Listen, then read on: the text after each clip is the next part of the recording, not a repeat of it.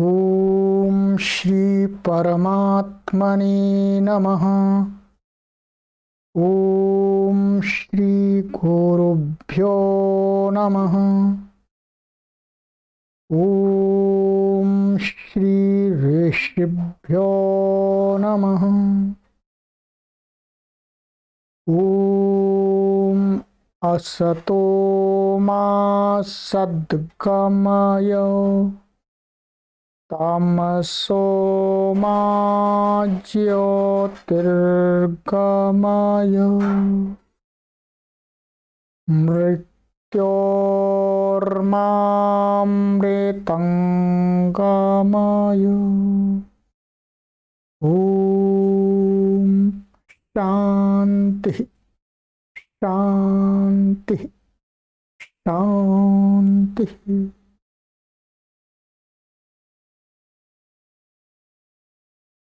सर्वेभ्यो नमः। देववाणी संस्कृतं यूट्यूब चलदृश्यं प्रति भवतां भवतीनां च हार्दं स्वागतम्। मित्रों, महर्षि पतंजलि जी द्वारा प्रणीत व्याकरण महाभाष्यम को हम पढ़ रहे हैं। हमने आपको एक आहनिक पढ़ा दिया, प्रथम आहनिक पढ़ा दिया है, इसको पशपशाहनिक भी बोलते हैं। वो कंप्लीट कर दिया है। आपकी 42 क्लासेस कंप्लीट हो गई हैं। प्लेलिस्ट में कॉलम बना हुआ है महाभाष्यम नवाहनिकम। तो 9 आहनिक का हमने एक कॉलम बना दिया है। तो अभी एक आहनिक हुआ है और जो 9 आहनिक हैं वो अष्टाध्यायी के प्रथम अध्याय के एक पाद की व्याख्या है। ठीक है, तो अभी काफी लंबी यात्रा है एक पाद को पढ़ने की भी।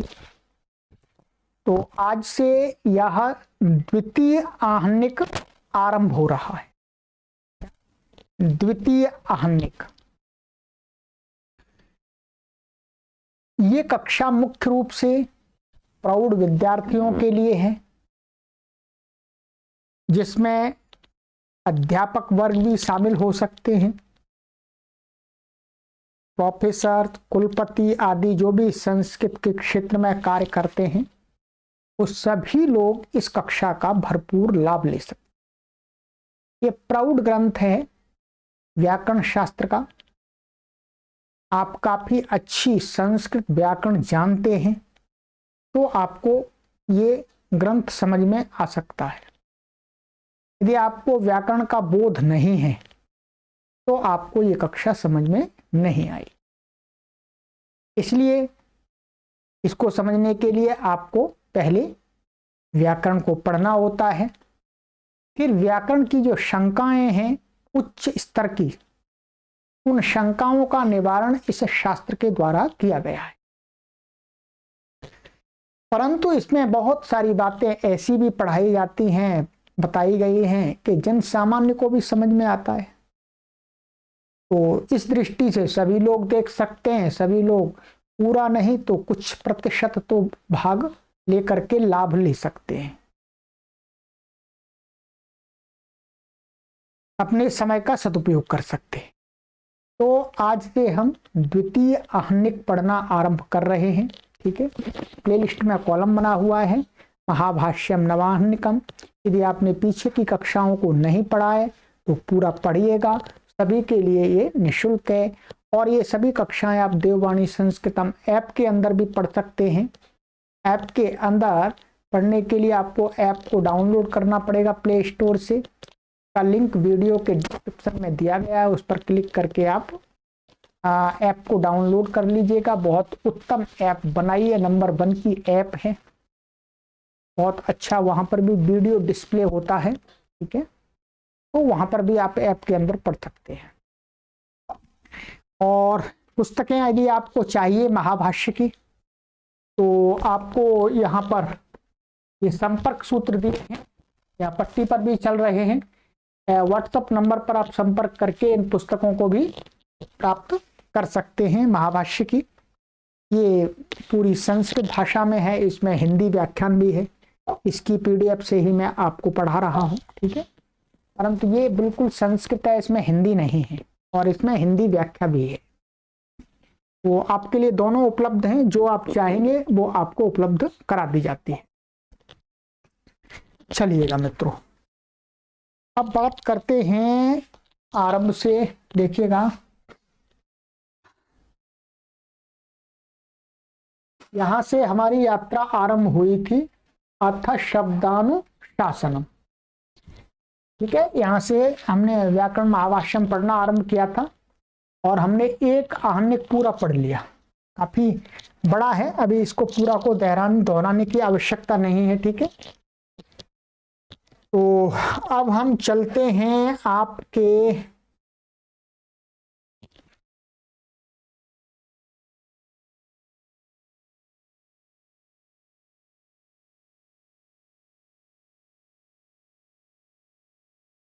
यहां तक हमने पढ़ लिया था, ठीक है। आगमाश्च विकाराश्च प्रत्यया सह धातुभिः उच्चार्यन्ते ततस्तेषु नेमे प्राप्ताः कलादयः। ये इसका अंतिम श्लोक था। तो ये हमने पढ़ लिया विस्तार से, कोई परेशानी नहीं है। अब मित्रों, अब महाभाष्य यहां से द्वितीय प्रत्याहाराह्निकम आरंभ हो रहा है, ठीक है। आज ये द्वितीय आहनिक की भूमिका के रूप में कक्षा पढ़ेंगे। कुछ विशेष बातें आपको बताई जाएंगी, सभी व्याकरण को पढ़ने वाले पाठकों के लिए उपयोगी बातें होंगी, तो ध्यानपूर्वक सुनिएगा। ये है यहां से अब हमारा ये, अब यहां से अब प्रत्याहार पढ़ना हम आरंभ होंगे। अभी तक हमने क्या पढ़ा था? केवल और केवल इस पर विचार किया गया था, अथ शब्दानुशासनम। इतने की व्याख्या को पढ़ने में 42 कक्षाएं बनी है, 42, और बड़ी बड़ी क्लासेस हैं, ठीक है, क्योंकि ये सामान्य ग्रंथ नहीं है, ठीक है। अब मित्रों, ये मैंने आपको पहले भी बता दिया था कि ये जो प्रत्याहार सूत्र हैं, प्रत्याहार बनाने वाले, ये महर्षि पाणिनि जी के द्वारा बनाए गए हैं। और जो वर्तमान में विद्वानों के मध्य में जो एक अंधविश्वास फैला हुआ है, ये शिव जी के डमरू से निकले हैं, ये बिल्कुल गलत धारणा है। इसको मैंने कक्षाओं में बीच बीच में स्पष्ट कर दिया है प्रमाणों को देकर के। और कोई भी बुद्धिमान व्यक्ति, तार्किक व्यक्ति, और विशेष करके जो व्याकरण को पढ़ने वाले पाठक हैं वस्तुतः, वो कभी इस बात पर विश्वास नहीं कर सकते कि डमरू से आदि से निकले हुए हैं। ये महर्षि पाणिनि के द्वारा बनाए गए उनके ही प्रत्याहार सूत्र हैं, ठीक है। तो मेरा आपसे यही निवेदन है कि आप जो एक अंधविश्वास संस्कृत जगत में फैला हुआ है, उस अंधविश्वास को नष्ट करने के लिए थोड़ा प्रयास कीजिएगा, लोगों को जागरूक बनाइएगा। ये कई सौ वर्षों से आरंभ हुआ है, कोई ऐसा नहीं है, अनादि नहीं है। कुछ 100 वर्षों से ये एक अंध विश्वास संस्कृत जगत में बहुत गहराई से छा गया है। उसको नष्ट करने के लिए, समझाने के लिए मैं इसीलिए पुरुषार्थ कर रहा हूँ।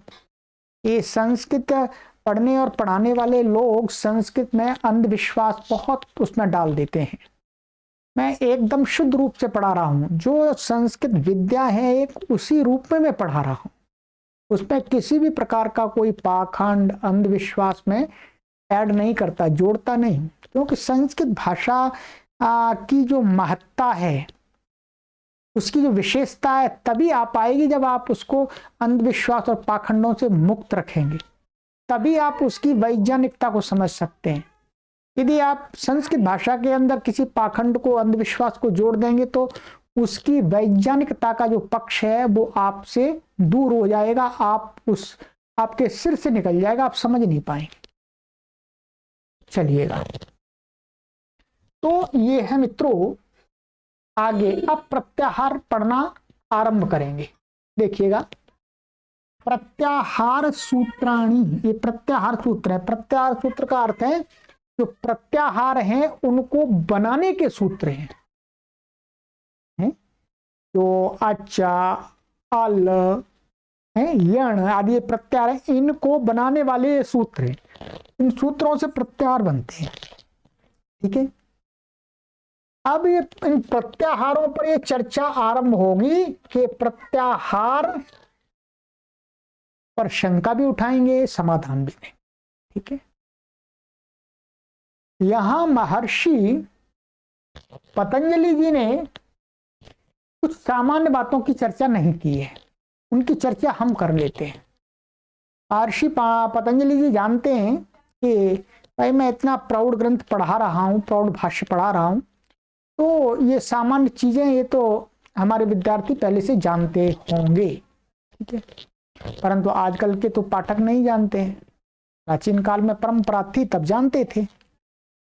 तो यहां पर इन प्रत्याहार संबंधी कुछ बातों पर इस पुस्तक के जो हिंदी व्याख्याकार हैं उनके ही अनुसार मैं व्याख्या करता हूं और कुछ अपनी तरफ से आपको विशेष बता दूंगा जो भी होगा। सबसे पहले यहां पर एक ये शंका उपस्थित होती है कि ये महर्षि पाणिनि ने सूत्र बनाया है आ ई ऊ न। ठीक है, यहां पर ये सभी वर्ण अलग अलग हैं, अलग अलग। एक तो सबसे पहली बात यह है कि इनमें संधि आदि कार्य क्यों नहीं होते। संधि होनी चाहिए। महर्षि पाणिनि ने भाई इनको जोड़ देते, जो भी संधि इनमें प्राप्त आ ई और फिर उसमें ये होकर के जो भी संधियां प्राप्त हैं व्याकरण की, उनको संधि करके क्यों नहीं पढ़ा। वो संधि करते तो जो आकार है सूत्रों का वो थोड़ा सा लघु हो जाता, छोटा हो जाता। ऐसा क्यों नहीं किया। दूसरा, संस्कृत भाषा में एक नियम है कि आप किसी भी शब्द को या कोई पद है, चाहे वो एक वर्ण का है, चाहे दो वर्ण का है, चाहे तीन का है, चाहे अधिक का है, आप बिना पद संज्ञा किए हुए प्रयोग नहीं कर सकते। क्या अपदम न प्रयुंजीत, ये संस्कृत भाषा कि भाई आपको कोई भी शब्द प्रयोग करना है, चाहे शास्त्र में अथवा लोक में संस्कृत भाषा का, तो उसमें आपको उसको पद संज्ञा रूपी आभूषण को पहना करके ही प्रयोग कर सकते हैं, अन्यथा नहीं कर सकते, अन्यथा वो अशुद्ध माना जाता है। तो यहां पर स्वादि उत्पत्ति क्यों नहीं की। क्या स्वादि उत्पत्ति क्यों नहीं की भाई। आहा इही ऊहू अणा ऐसा बनता, जैसे राम रामऊ रामा बनते हैं, तो स्वादि उत्पत्ति की नहीं। अब थोड़ा सा विचार मैंने आपको दे दिया, आप इस पर चल पड़ते हैं। अब यहाँ पर पंडित युधिष्ठिर मीमांसक महाराज जी के द्वारा समझने का प्रयास करते हैं। विवरण आ ई ऊण आदि सूत्रों में आ आदि वर्ण स्वरूप से अथवा अनुकार्य रूप से अर्थवान है।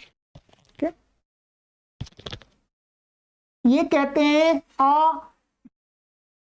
जो अवर्ण है, आ का अपना अर्थ तो है ही भाई, आ माने आ अर्थवान है।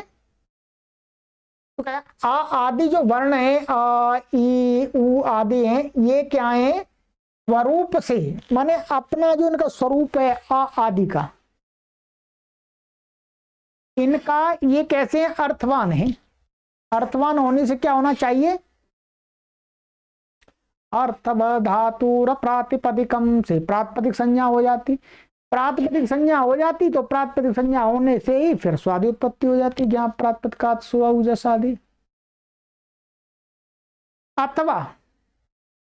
अथवा ऐसा चलो ये स्वरूप से नहीं, ये वस्तुतः अनुकार्य माने ये कैसे हैं, अनुकरणवाची शब्द हैं। जो शब्दों के अंदर अ है, जो प्रत्याह आगे अष्टाध्यायी आदि में जो प्रत्याहार बनाएंगे, अच है, अण है आदि, तो उसमें जो अ है वो तो सार्थक है, उसका उसमें से ही अ ले लिया है, अनुकरण कर लिया है? इनको क्या बोलते हैं, अनुकरण। यहां वही का अनुकार्य रूप माने अनुकरण, अनुकरण किया हुआ, अनुकरण किया हुआ है। ये वस्तुतः कोई अलग से नहीं है, ये उसी का कॉपी करके यहां रखा गया है, कॉपी करके रखा गया है। तो फिर इसका अर्थ वो वाला वर्ण हो जाएगा। देखिएगा, जब इसको आप अनुकार्य मानेंगे, अनुकार्य मानेंगे तो इस आ और इस ई का अर्थ क्या होगा, जो प्रत्याहार बने हुए हैं। जैसे अण का जो आ है, तो यदि आप इसको आ को अनुकार्य मानेंगे यहां पर, तो इस आ का अर्थ क्या होगा, ये वाला आ। ध्यान रखेंगे, यदि अनुकार्य मानेंगे, क्योंकि इसका ये अनुकरणवाची शब्द है, तो ये किसको बता रहा है, इसको अण प्रत्याहार है, अच है, अल है, इनमें जो आ है उसको बता रहा है। तो इस आ का अर्थ ये वाले अ हो जाएगा, तो भी अर्थवान हो गए, तो भी प्रातिपदिक संज्ञा हो जाएगी, तो भी स्वादी उत्पत्ति होने लगेगी। अथवा आप छोड़िएगा, इसको नहीं कहता, ये अपने आप में ही आ को कहना चाह रहे हैं, आवरण अपना है, सकता है, तो भी उसका अपना अर्थ है। एक आ माने आवरण है, वर्णमाला का प्रथम अक्षर है, तो स्वरूप का भी अर्थ है। तो दोनों प्रकार से इसकी अर्थवान होने के कारण से प्रातिपदिक संज्ञा प्राप्त है। अतः इनकी प्रातिपदिक संज्ञा होने से, मान इसी प्रकार सबकी, ई की, ऊ की, री की सबकी, ठीक है, संज्ञा होने से विभक्ति की उत्पत्ति होनी चाहिए, अर्थात इसके रूप चलने चाहिए। फिर राम राम राम, ऐसे आह औ आह, अम औ आन, आया एन आभ्याम आई।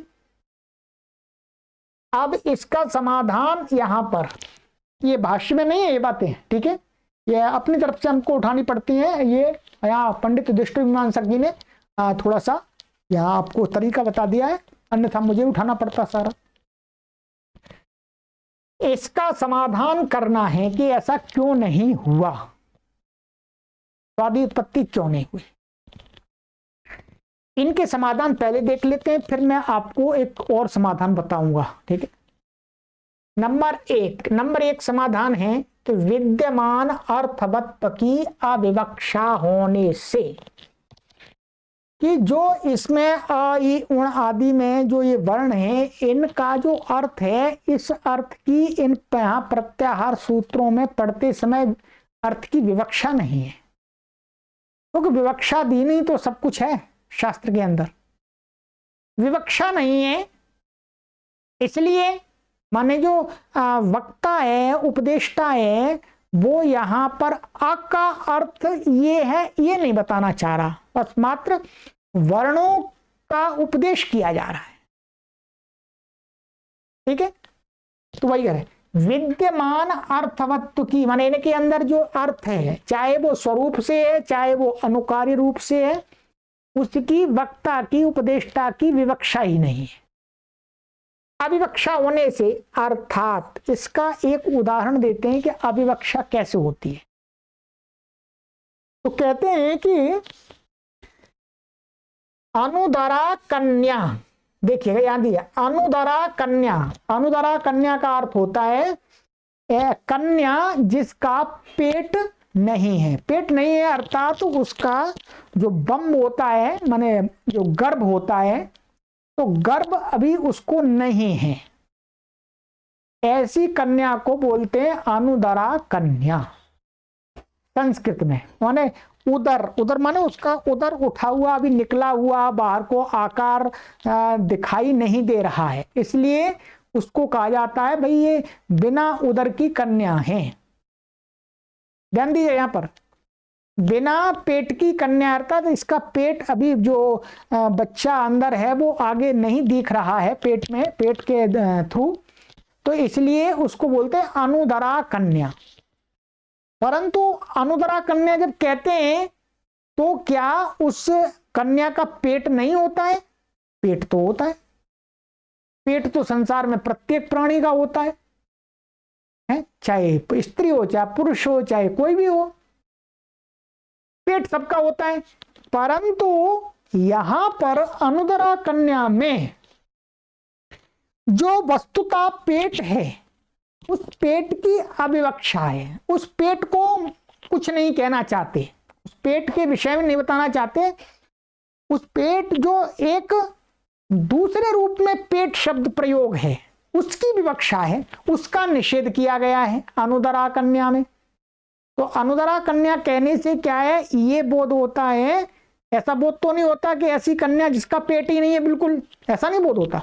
जो वास्तविक रियल प्राकृतिक पेट होता है, प्राकृतिक तो वो भी होता है, ठीक है, परंतु एक स्वाभाविक जो होता है यानी बिना गर्भावस्था वाला पेट, उस पेट की यहां पर अविवक्षा करके फिर दोबारा जो एक्स्ट्रा जो गर्भाशय वाला पेट होता है उसका निषेध किया है,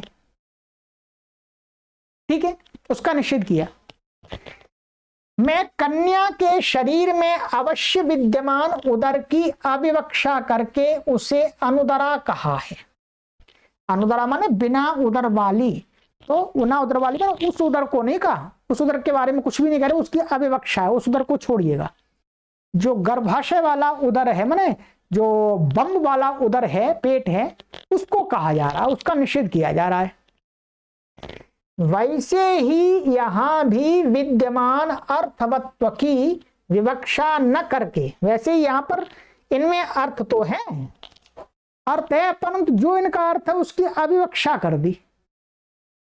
जो उपदेष्टा महर्षि पाणिनि है, उन्होंने उसको उसकी विवक्षा ही नहीं की कि इसका अर्थ को यहां पर प्रधान रखा ही नहीं है।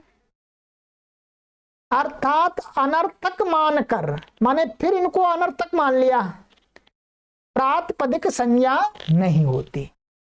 अब प्रातिपदिक संज्ञा नहीं होगी क्योंकि यहां पर इन वर्णों के पढ़ने में इनको अर्थवान नहीं रखा है, इनका अर्थ नहीं बताना चाह रहे हैं।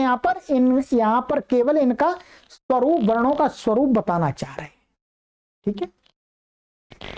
और उसके अभाव में सुप की उत्पत्ति भी नहीं होती। जब ये अनर्थक हो जाएगा तो अर्थवान प्रातिपदिक, अर्थवान शब्द की प्रातिपदिक संज्ञा होती है, अनर्थक की होती नहीं है, तो स्वादि उत्पत्ति की कोई बात उठेगी ही नहीं।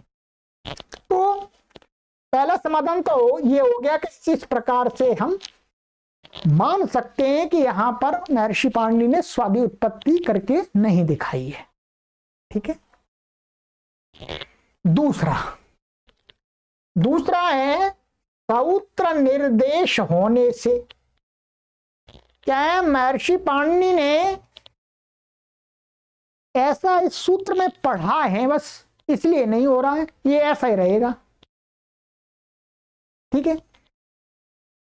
अर्थात सूत्रों में भी छंदोवत कार्य होते हैं, छंदोवत सूत्राणि भवन्ति। जैसे वेद के मंत्र होते हैं, छंद होते हैं, उनमें कहीं पर व्याकरण का सूत्र लगता नहीं है, लग रहा है तो वो लगेगा नहीं, वो वैसा ही रहेगा। वैसे ही यहां पर भी क्या है, ये सूत्र हैं, ये भी क्या है, छंदोवत हैं। अर्थात व्याकरण का कोई सूत्र संधि आदि का, स्वादि उत्पत्ति का कोई काम कर रहा होगा तो नहीं होगा, नहीं दिख रहा है तो नहीं होगा, या दिख नहीं रहा है इसलिए नहीं हुआ, क्योंकि ये भी छंद के समान है, या व्याकरण का नियम लगते हुए भी नहीं लगेगा। ये हो गया छंद में अनेक पदों में, ध्यान देंगे क्या है, छंद में अनेक पदों में विभक्त्या भाव देखा जाता है, तद्वत यहां भी जानना चाहिए। जो वेद मंत्र हैं उनमें बहुत सारे शब्दों में विभक्ति दिखती नहीं है, बिना विभक्ति के ही पड़े हुए हैं, पर उनको साधु माना जाता है। वहां पर ऐसा नहीं कि आपका व्याकरण वहां लगा रहा है स्वादि उत्पत्ति करके, तो वहां पर विसर्ग आपको जबरदस्ती लगाना नहीं। छंद तो जैसा है वैसा का वैसा ही साधु माना गया है। तो वैसे ये सूत्र हैं, छंदोवत सूत्राणि भवंती। दूसरा समाधान ये है कि ये जो जैसे पड़े हुए हैं वैसे ही मानने पड़ेंगे आपको। यहां पर कोई आपको प्रातिपदिक लगा करके संज्ञा करके उस स्वादि उत्पत्ति नहीं कर सकते। ठीक है, ये छंद के समान सूत्र होते हैं। अब तीसरा समाधान, वर्ण स्वरूप के उपदेश की विवक्षा से अर्थात सुप प्रत्यय होने पर आकार आदि वर्ण अपने स्वरूप से उच्चरित नहीं हो सकते। तीसरा समाधान ये दे सकते हैं कि भाई वर्ण स्वरूप का उपदेश करना है। यहां पर हमें महर्षि पाणिनि को यहां केवल और केवल वर्णों का उपदेश, वर्णों को बताना है कि आ ई उ रे री। यदि इसमें पीछे विसर्ग जोड़ देंगे तो लोग सोचेंगे आहा महर्षि पाणिनि जी आह का उपदेश कर रहे हैं, कंफ्यूजन हो जाएगा। इस दृष्टि से केवल वर्णों का उपदेश माने क्या अर्थ, सुप प्रत्यय होने पर आकार आदि वर्ण अपने स्वरूप से उच्चारित नहीं होंगे, माने जो आ ई उ आह ई उ ऐसा उच्चारित होगा। यहां इनके स्वरूप के उपदेश की विवक्षा है। महर्षि पाणिनि क्या चाहते हैं कि मैं केवल यहां वर्णों का ज्ञान कराऊं, बस केवल होने से विभक्ति का निर्देश नहीं किया है महर्षि पाणिनि ने। ये हो गया आपका, ये तीन समाधान तो ये हो गए। पर आपको एक पक्का समाधान मैं दूंगा। यदि आपने काशिका पढ़ी होगी तो काशिका में वो समाधान दिया गया है और वो अच्छा समाधान है, अच्छा समाधान है। तीन समाधान तो ये हमने मान लिए भाई, यहां पर स्वादि उत्पत्ति होती नहीं है। ठीक है, अब आ जाइएगा और देख लेते हैं। अब एक शंका और उठती है, शंका कि जब महर्षि पाणिनि जी किसी एक वर्ण का निर्देश करते हैं तो उसके लिए एक वार्तिक है कि वर्णात् कारः, कार प्रत्यय करते हैं, जैसे अकार उकार, जैसे हम बोलते हैं आकार। यदि अ को बताना है तो आकार बोलते हैं, उ को बताना है तो उकार बोलते हैं। ये कार क्या है, इसमें प्रत्यय जोड़ते हैं, कार प्रत्यय है। ठीक है, वर्णात् कारः, ये वार्तिक है 133-108 पर। ठीक है, वर्णात् कार माने वर्ण को जब बताते हैं तो उसमें कार प्रत्यय लगा देते हैं पीछे। ये चलने वाली कार नहीं है, कार एक उसमें पीछे से जोड़ते, उकार ककार खकार पकार सकार चकार। रकार नहीं बोलते, रकार में रेफ बनता है। ये आप काशिका पढ़ते हैं तब आ गया होगा, या सिद्धांत कौमुदी पढ़ते हैं तब आता है कि रेफ बनता है। रकार मत बोलिए कभी। और बाकी को सभी वर्णों के पीछे कार लगा के बोलते हैं, यकार हकार लकार सकार चकार पकार हक गकार गकार झकार भकार मकार नकार नकार न्यकार, तो सबके कार लगता है। तो कहते हैं कि विहित कार प्रत्यय भी बहुल ग्रहण से नहीं होता। कोई कहे कि भाई यहाँ पर आयुण में आकार पढ़ना चाहिए था, आकार ऐसा, और कार क्यों नहीं लगाया? तो इसका समाधान ये है कि यहां जो ये वार्तिक है, ये वार्तिक इस सूत्र पर है, रोगाख्यायाम णूल बाहुलम। तो बहुलम इस सूत्र पर है, तो इस वर्णात् कारा में भी बहुलम की अनुवृत्ति आती है। बहुलम की अनुवृत्ति आती है तो बहुलम का अर्थ होता है कि कभी होता है, कभी नहीं होता है, कभी दूसरा ही हो जाता है, कभी कुछ दूसरा ही काम हो जाता है। तो बहुल ग्रहण से यहां हम इसमें अनुवृत्ति ला करके क्या करेंगे, कार प्रत्यय यहां पर नहीं होता बहुल ग्रहण से। ठीक है, नहीं होता। तो वही कहा सूत्र पर उपदिष्ट है, अतः सूत्रस्थ बहुल ग्रहण का उसके वार्तिकों के साथ भी संबंध होता है। माने जो सूत्र है महर्षि पाणिनि का, उस पर जो वार्तिक दिए हैं उस वार्तिक में उस सूत्र भी रहता है हमेशा, ठीक है, सूत्र के पद। भर्तृहरि ने महाभाष्य दीपिका में, भर्तृहरि ने भी महाभाष्य दीपिका में महाभाष्य पर एक टीका लिखी है, दीपिका नाम की महाभाष्य दीपिका, उसमें उन्होंने दूसरा समाधान दिया है इसका।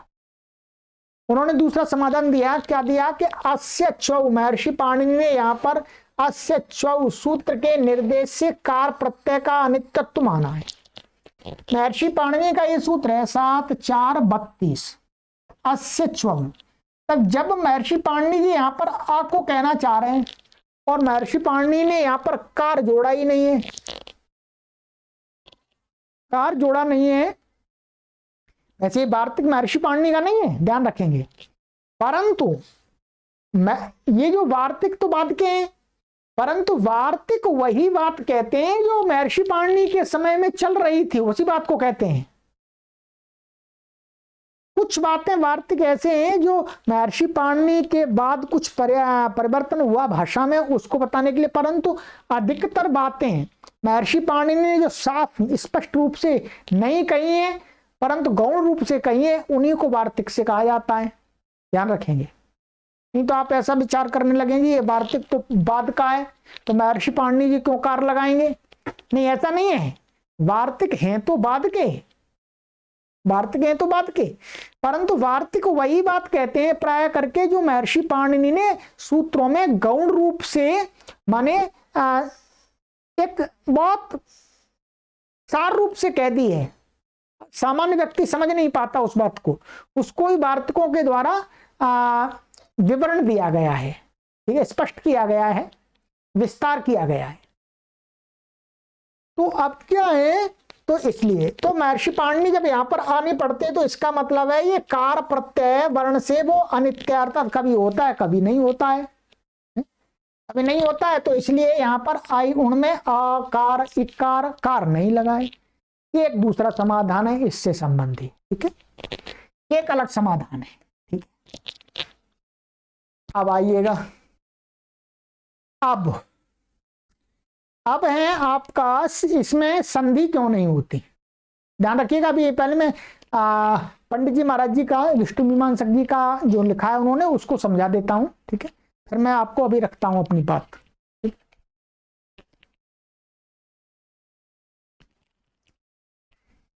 अब कहते हैं कि जो ये आई उण आदि ये जो हैं इनमें संधि क्यों नहीं होती, तो मैंने आपको इशारा किया था, संधि क्यों नहीं होती। चलो स्वादि उत्पत्ति का तो हमने बता दिया, कार का भी बता दिया, समाधान कर दिया। संधि क्यों नहीं होती, इको यणची क्यों नहीं लगता, आद गुणा क्यों नहीं लगता,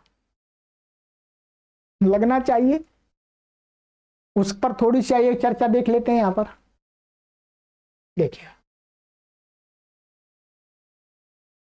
वर्णों में परस्पर संधि भी साउत्रत्व हेतु से स्वरूप निर्देश की विवक्षा होने से अथवा संहिता के विवक्षाधीन होने से नहीं होती, ध्यान दें।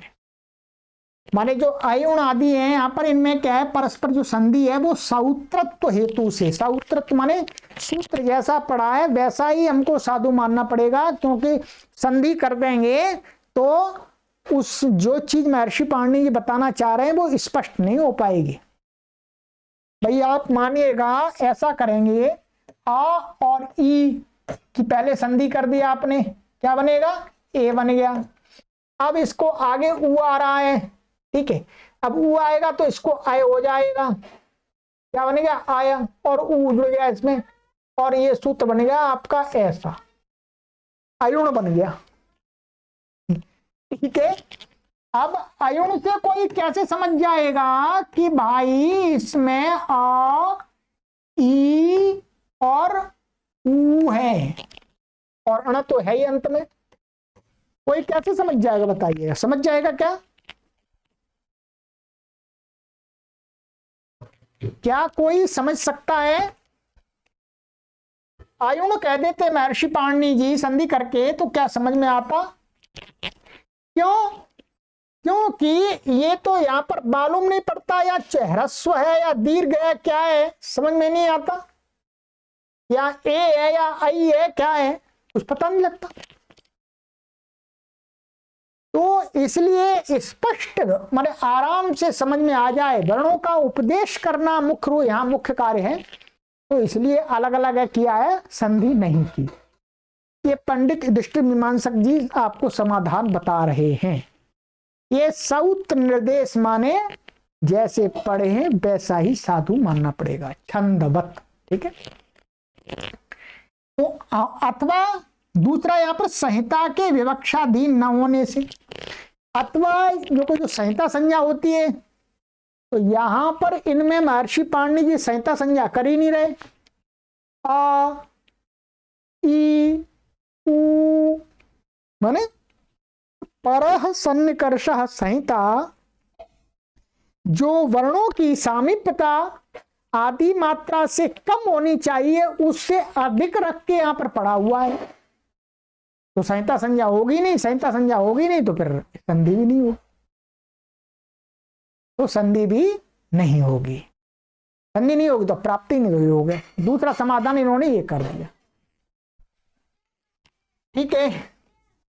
अब जो आगे की बात है, कैयट प्रदीप टीका में और नागेश उद्योत टीका में उन्होंने थोड़ी सी चर्चा कर दी है, वो आपकी समझ में आ जाए तो मैं बताता हूं। ठीक है। कैयट में नाच झलऊ सूत्र है 1-1-10।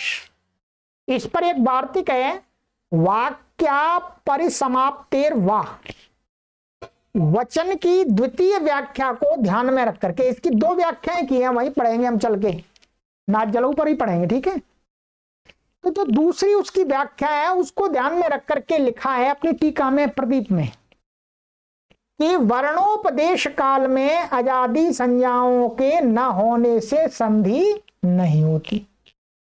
नागेश ने कहा, वो कैयट ने कहा कि ऐसा है, संधि इसलिए नहीं होती क्योंकि यहां तो वर्णों का उपदेश कर रहे हैं, ये वर्णों का उपदेश कर रहे हैं, और उपदेश संधि कब होगी? संधि तब होगी यहां पर जब इनको अच प्रत्याहार के अंतर माना जाएगा। अच प्रत्याहार तो बाद में बनेगा, क्या अच प्रत्याहार तो बाद में बनेगा, अभी तो वर्णों को पढ़ रहे हैं। अच प्रत्याहार तब बनेगा आदिर अंतेन संहिता के सहयोग से। अभी तो केवल वर्णों को पढ़ रहे हैं, वर्णों का उपदेश कर रहे हैं, अभी तो इसके अच प्रत्याहार के अंदर ये आएंगे ही नहीं। ये आयुण अभी तो आएंगे नहीं तो संधि कैसे हो जाएगी? तो वही कहा, वर्णोपदेश काल में, वर्णों के उपदेश काल में आजादी संज्ञाओं के न होने पर अच संज्ञाएं यण संज्ञाएं उनके न होने के कारण से संधि नहीं होती। ये दिया है कैयट ने हेतु, परंतु कैयट के हेतु को नागेश ने काट दिया नागेश ने खंडन कर दिया। ये विद्वानों का चलता है, तर्क के ऊपर तर्क चलता है। ठीक है। नागेश ने कहा कि भाई ये बात ठीक नहीं है आपकी कैयट महाराज जी, कैयट महाराज जी आपकी ये बात ठीक नहीं है। क्या आप ये कह रहे हैं कि वर्णोपदेश काल आप मान करके महर्षि पाणिनि जी कार्य नहीं करते, परंतु ये तो गलत बात है। महर्षि पाणिनि जी ने किया है, काम किया है, कैसे किया है बताते हैं। नागेश ने इसका खंडन किया है इस बात का। वह लिखता है कि वर्णोपदेश में इत संज्ञा और अच आदि संज्ञा प्रत्याहार निष्पन्न होने पर प्रवृत्त होने वाली संधियां जैसे दध्यत्र में होती हैं, वैसे ही उद्देश्यतावच्छेदक रूप से आक्रांत वर्णोपदेश में भी प्रवृत्त होंगी। ये भाषा थोड़ी सी गूढ़ है, मैं आपको उसको सार समझाता हूं। नागेश कहते हैं कि ये नहीं मान सकते। महर्षि पाणिनि जी स्वयं कहते हैं कि उपदेशे अजनुनासिक इत, उपदेश में ही इत संज्ञाएं आदि हो जाती हैं। उपदेश में क्या होता है, जैसे जो धातुओं में इत लगे, प्रत्ययों में लगे, तो प्रत्ययों में वहां लादने से पहले ही इत संज्ञा हो जाती है उनकी। अर्थात उपदेश काल में, उपदेश अनुनासिक माने उपदेश काल में ही अनुनासिक अनुनासिक जो अच होते हैं उनकी संज्ञा हो जाती है।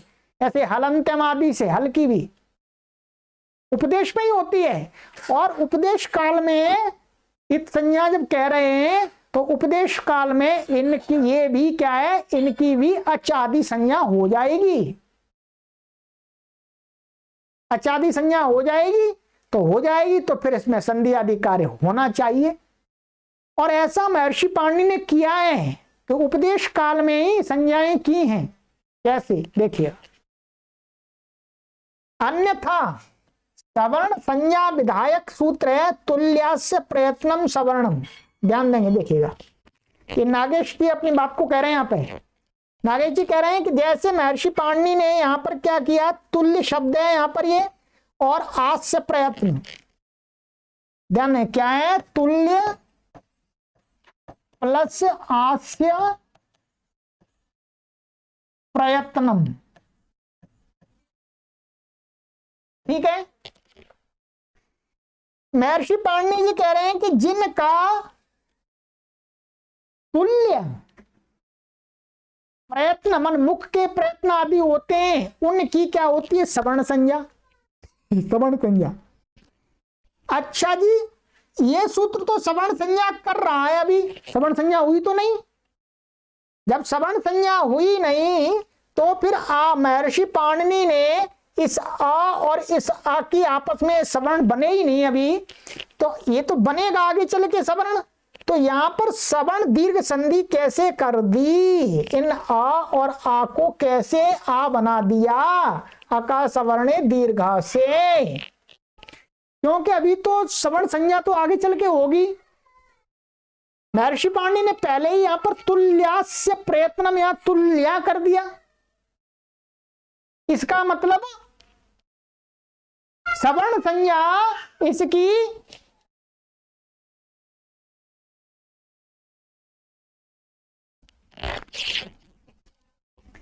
तो इसमें तो नागेश का कहना है कि भाई सवर्ण संज्ञा तो बाद में होगी, पहले यहां कार्य कर दिया। अर्थात तो उपदेश में ही कहते हैं कि उपदेश में ही सवर्ण संज्ञा माने करते करते सवर्ण संज्ञा पहले ही सवर्ण संज्ञा का काम कर देते हैं। तो वैसे ही यहां पर अयुण आदि में भी क्या है, सवर्ण वो संधि तो प्राप्त होगी, संधि तो प्राप्त होगी। नागे जो कैयट का जो कथन है वो ठीक नहीं है। ठीक है, अचादी संज्ञा होकर के संधि तो प्राप्त होगी जैसे गद्यत्र आदि में होती है।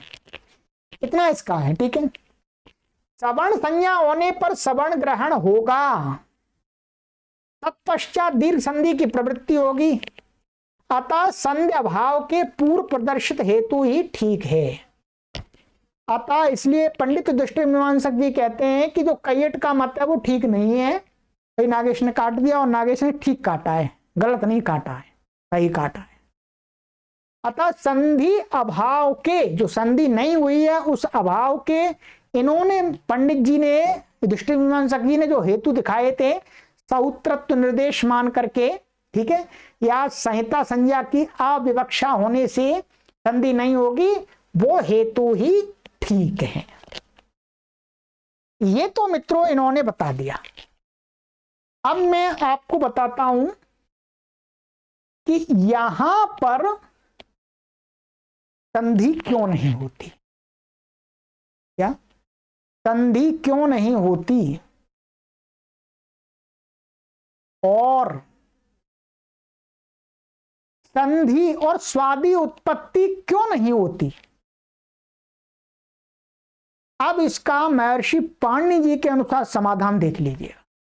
यहां पर इन्होंने चर्चा उठाई नहीं, वैसे उठानी चाहिए थी इनको, क्योंकि ऐसा नहीं है कि इनको जात नहीं है, इनको जात है।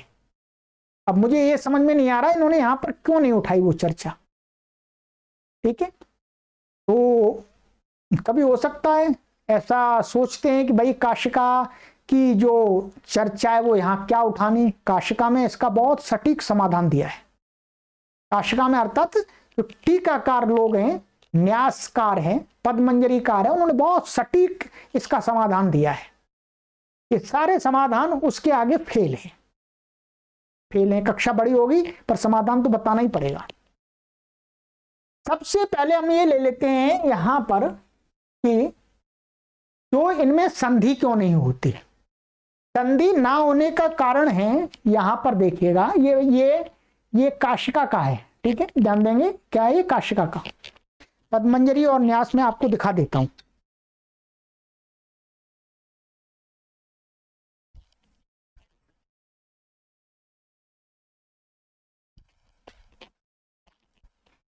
यहां पर ये काशिका में दिया है, आई उ इत्यनेन क्रमेण वर्णानुपदिश्यांते आकारम इतम करोति इत्यादि, ठीक है।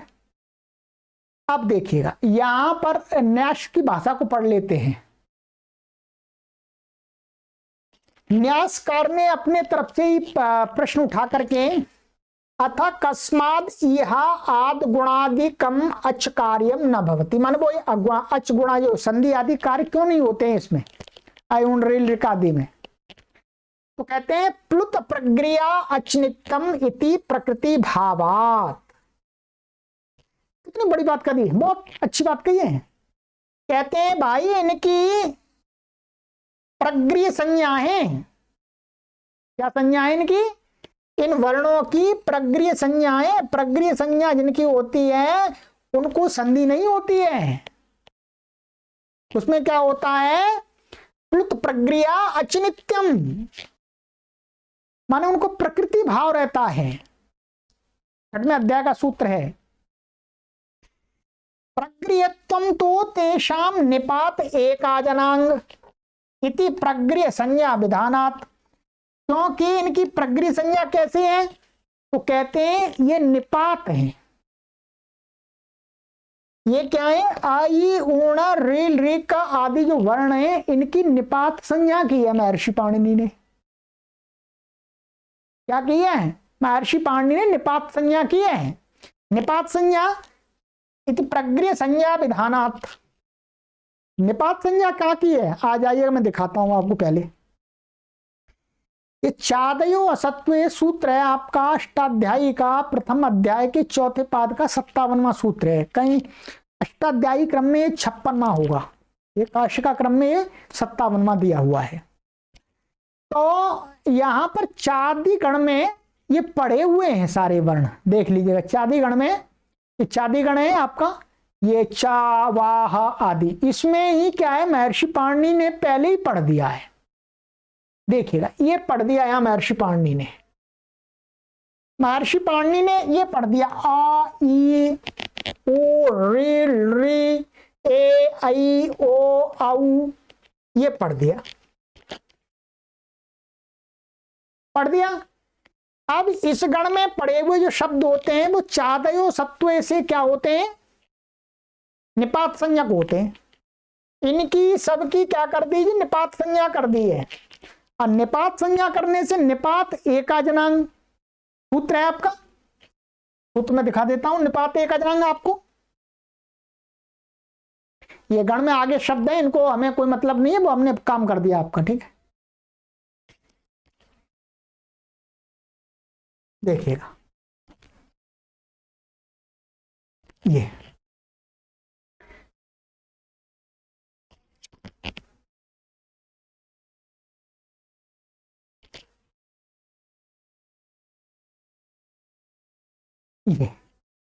ये सूत्र है निपात एकाजनांग। ये कहता है कि एक अच वाला जो, माने केवल एक अच माने एक ही वर्ण वाला जो निपात है उसकी क्या होती है, प्रग्रिय संज्ञा होती है। ध्यान रखिएगा क्या होती है, प्रग्रिय संज्ञा होती है। इसकी प्रग्रिय संज्ञा होती है तो ये जो आई उ आदि हैं ये इनकी क्या है, अब प्रग्रिय संज्ञा। और जिनकी प्रग्रिय संज्ञा हो जाती है उनमें कोई संधि कार्य नहीं होता है। इसके लिए देखिएगा, आइएगा संधि वाला समाधान मैं आपका क्लियर कर रहा हूं मित्रों, देखिएगा। अब आ जाइएगा,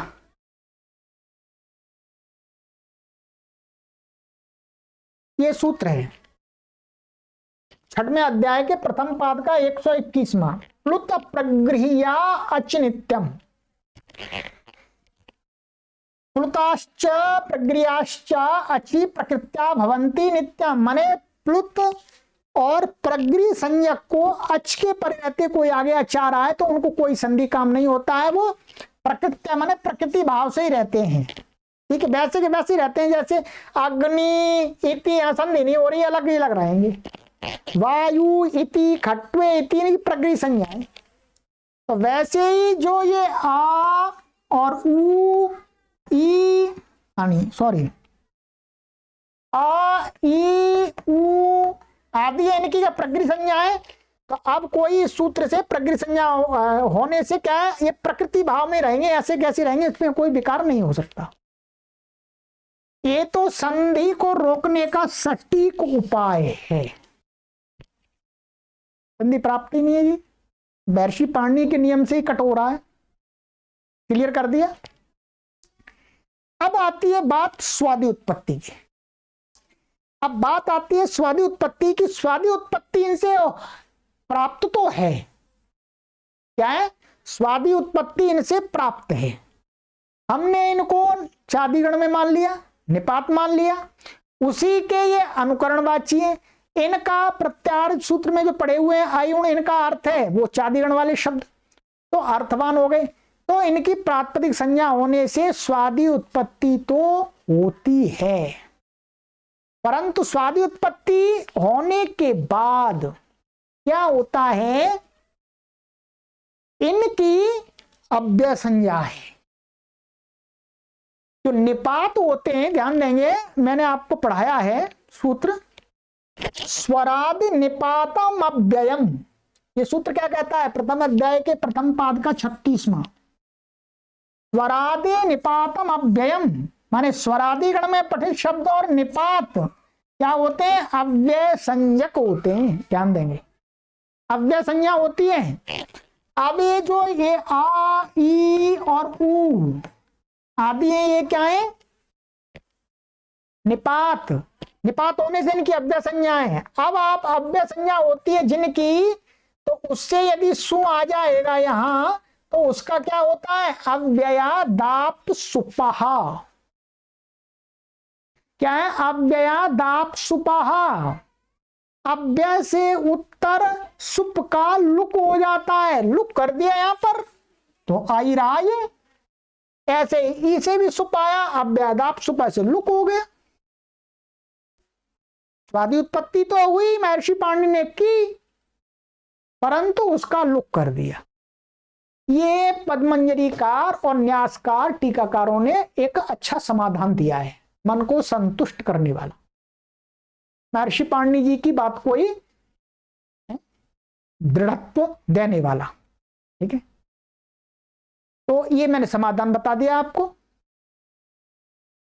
ये आपको किसी पुस्तक में एक जगह नहीं मिलेगा शायद। ठीक है, चलिएगा, तो ये समाधान तो हो गया मित्रों आपका। क्या समाधान हो गया कि यहां पर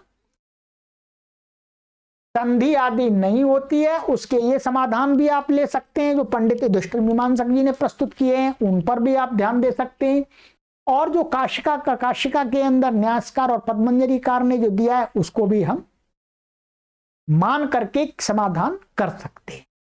ऐसा मैं नहीं कह रहा कि ये पंडित जी ने जो दिए हैं ये गलत है, नहीं, ये भी समाधान है, ये भी समाधान है।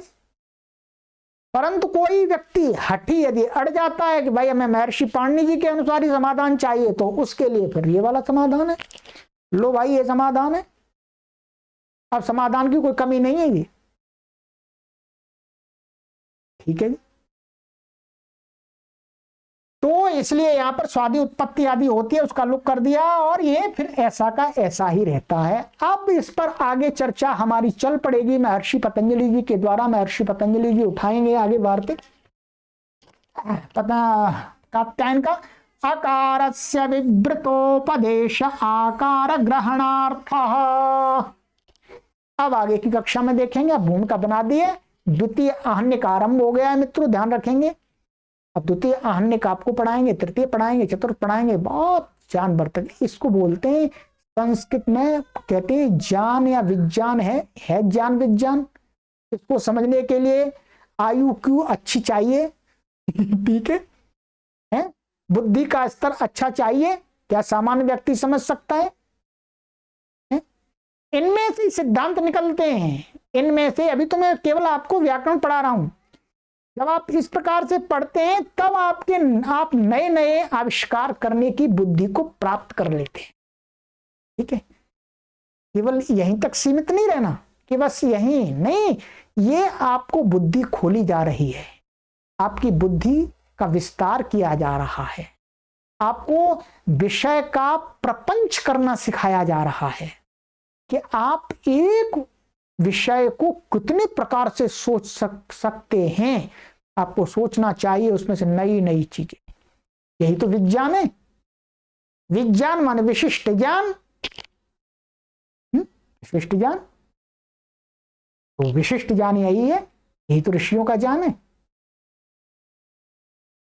मैं तो आपसे यही निवेदन करूंगा कि आप कभी भी संस्कृत को पढ़ाते समय किसी भी प्रकार का पाखंड और अंधविश्वास अपने छात्रों को कभी ना बताएं। अपने ज्ञान को इतना अच्छा बनाइएगा, इतना तार्किक बनाइएगा कि आप को अंधविश्वास और पाखंड का सहारा लेने की आवश्यकता ही ना पड़े, आप शुद्ध रूप में पढ़ाने में समर्थ हो सके। ठीक है, चलिएगा आगे की कक्षा में मिलते हैं मित्रों। ध्यान से पढ़ते रहिएगा। यदि पीछे की कक्षाएं नहीं पढ़ी हैं तो पीछे की अवश्य पढ़िएगा। सर्वेभ्यो नमः।